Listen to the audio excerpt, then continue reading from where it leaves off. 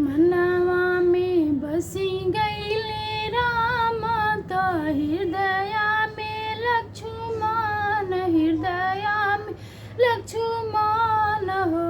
दुनो नैना में भरत भुवन, गोविंद छोड़ी भागेले हो। दुनो नैना में भरत भुवन, गोविंद छोड़ी भागेले हो। मोरे पिछुअरवा गुरु अजीबे गही चले आवे हो। गुरु जी का हम उनके बिगड़नी, गोविंद छोड़ी भागेले हो। गुरु जी का हम उनकर बिगड़नी, गोविंद छोड़ी भागेले हो। बड़ही जेठ नाही मनलू, बाभन गुड़वा नहीं लगलू हो। रुक्मिणी तुलसी के दिया नाना देखवलू, गोविंद छोड़ी भागेले हो। रुक्मिणी तुलसी के दिया नाना देखवलू, गोविंद छोड़ी भागेले हो।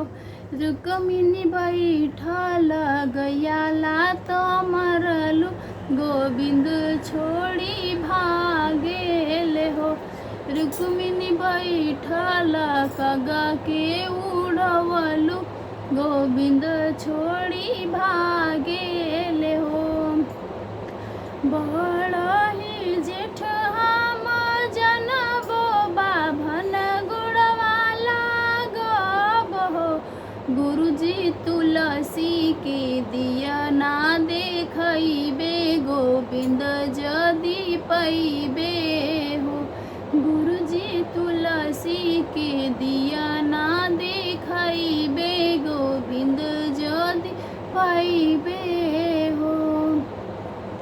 गुरुजी बैठल गया के हम पूजबो, गोविंद जदि पैबे हो। गुरुजी बैठल कगा दाल भात देबो, गोविंद जदि पैबे हो।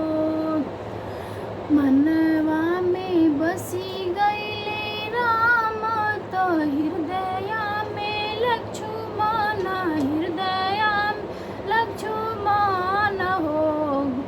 दुनो नैना में भरत भुवन, गोविंद छोड़ी भागेले हो। दुनो नैना में भरत भुवन, गोविंद छोड़ी भागेले हो। नमस्कार प्रणाम, हमारे यूट्यूब चैनल में आप सभी का स्वागत है। मेरा गाना आप लोगों को कैसा लगा प्लीज़ कमेंट में बताइएगा, और हाँ मेरे चैनल को सब्सक्राइब कर लीजिए, लाइक कर लीजिएगा।